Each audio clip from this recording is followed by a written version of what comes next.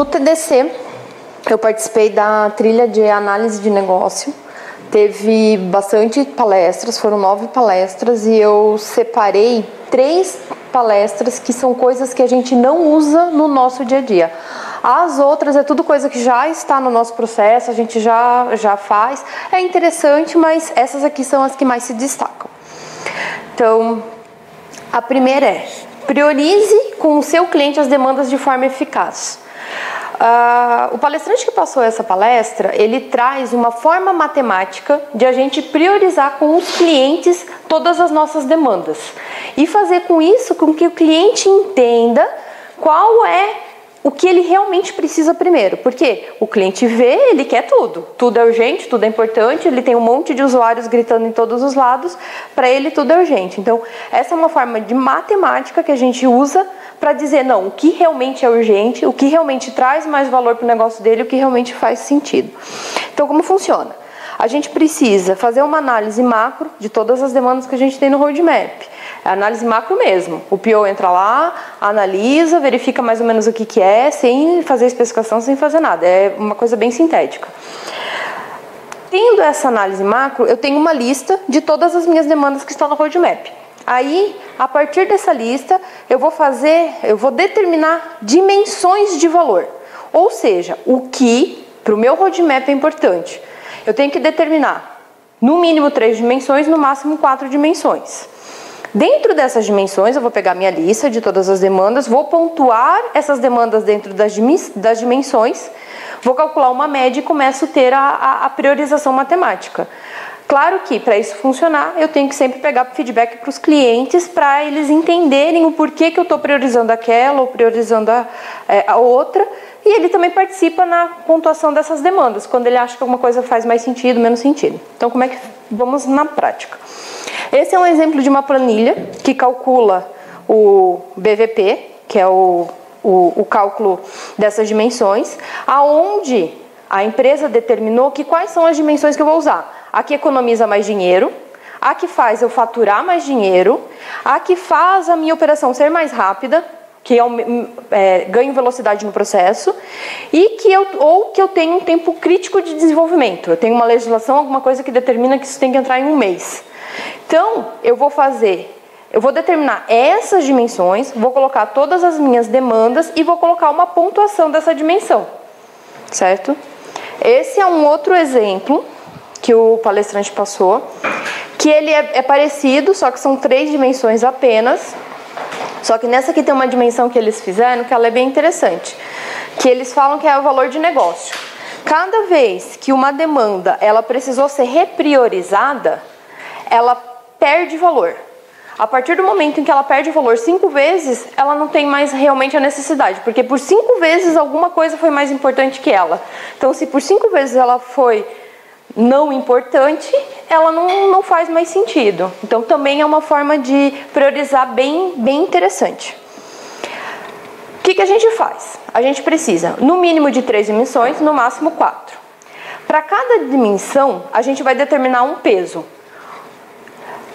Será determinada uma pontuação padrão dessas dimensões. No exemplo, de 1 a 5. Ela começa de 1 e vai até 5.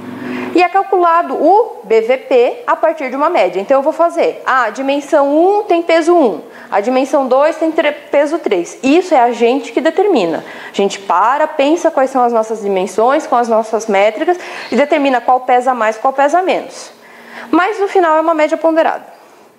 Então, se a gente for olhar, a partir do momento em que eu tenho as minhas dimensões com os meus pesos, no caso aqui peso 4, peso 5, e a minha pontuação é de 1 a 5, eu começo a dizer, essa aqui, ela tem essa métrica mais importante, essa é menos importante, essa mais importante, eu vou montando. Fiz a minha média ponderada, eu simplesmente venho aqui e ordeno por essa média, o que tiver lá em cima é a mais prioritária.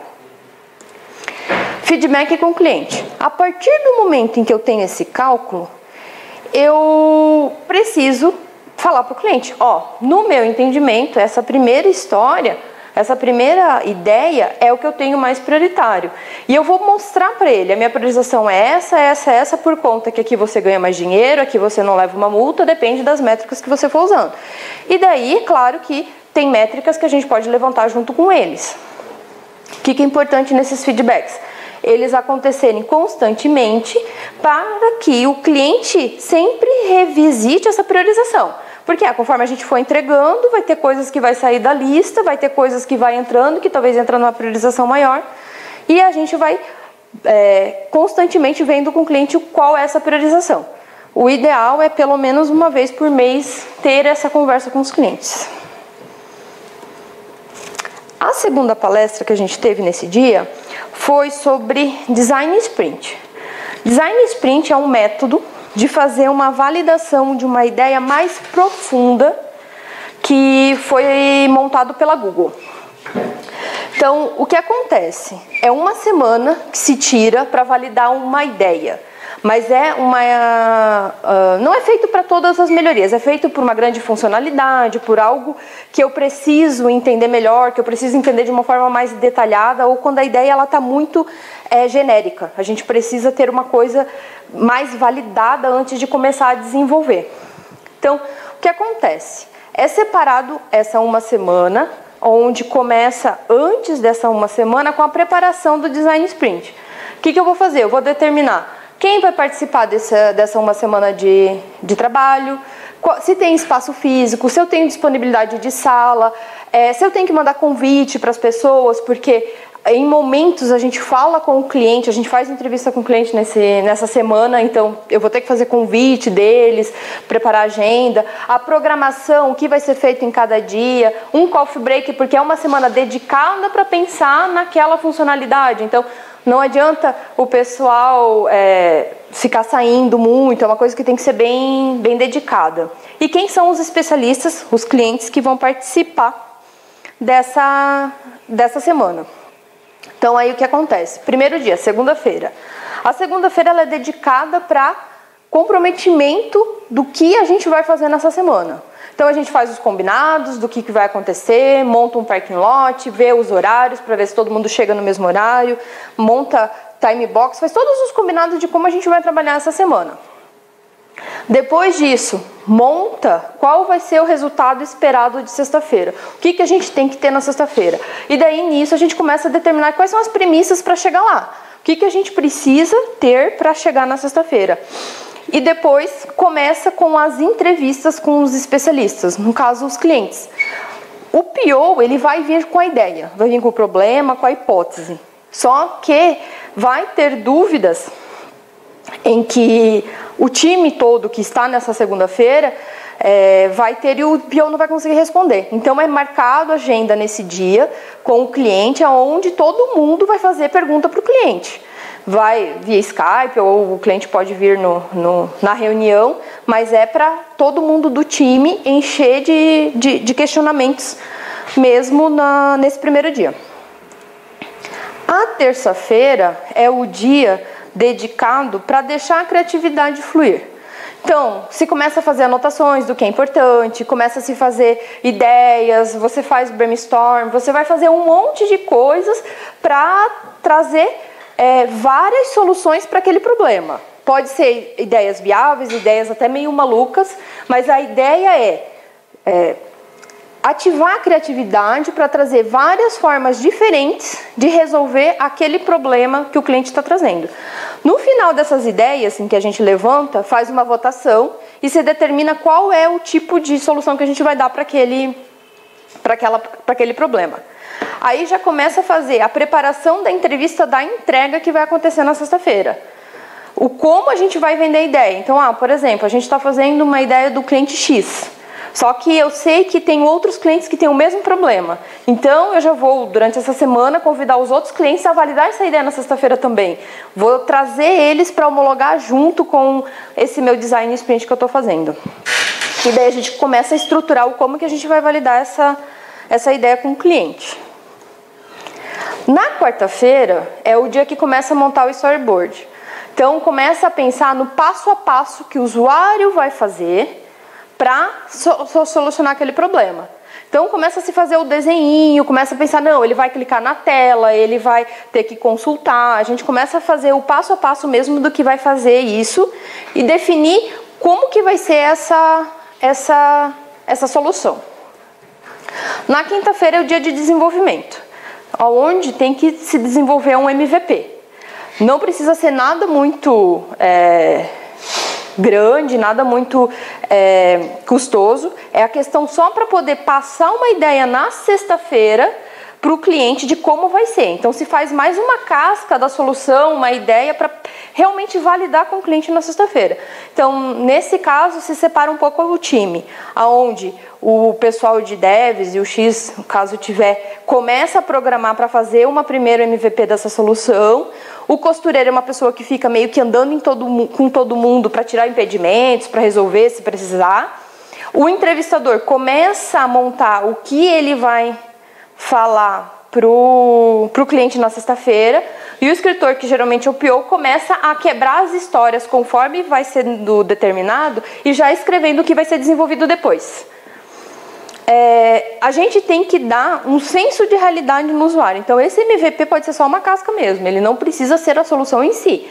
É só para a gente ter uma ideia de o que o usuário vai fazer para passar para ele na sexta-feira. Na sexta-feira eu testo com o usuário. Então é determinado uma apresentação de pelo menos 1 hora, quer dizer, de no máximo 1 hora, e aí a ideia é que se agende com os 5 clientes para a gente poder validar com várias cabeças diferentes essa solução.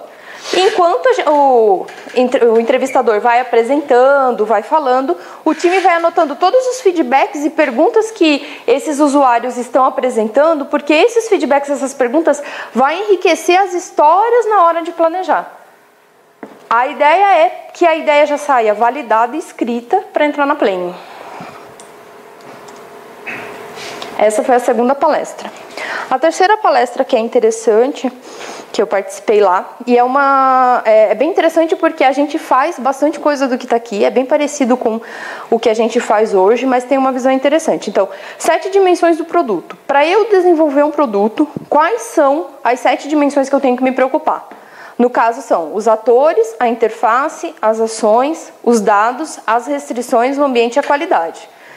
Esses são os requisitos que toda história tem que ter. E se a gente for olhar, tudo que esses 7 que estão aqui estão na nossa forma de especificar hoje. No nosso template tem todos eles lá.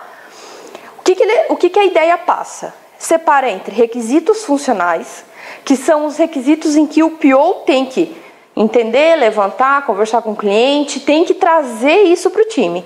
E os requisitos não funcionais, que é aquilo mais técnico, mais de qualidade, que faz mais parte da solução.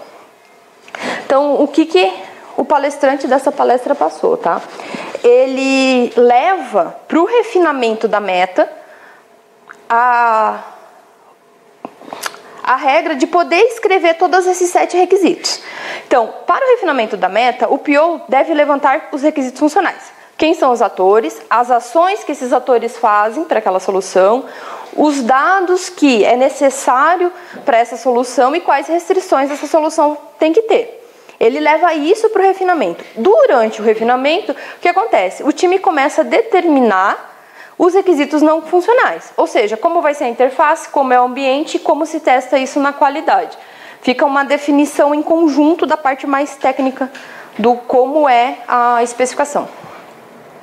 Aí aqui tem um exemplo da meta refinada que o palestrante apresentou lá, que era um sistema para pedido de pizza, em que eles fizeram esse refinamento e eles foram preenchendo as perguntas. Então, quais são os tipos de usuário que eu vou ter, quais as interfaces que vai trabalhar, quais ações para até fechar essa solução, quais os dados, as instruções, vai indo cada um e o time vai definindo em conjunto. E depois, no final, termina com a história com critérios de aceite, onde cada um dessas caixinhas em que eles foram determinando vira uma ação do requisito, onde a gente já tenha o critério de aceite pronto. E é isso.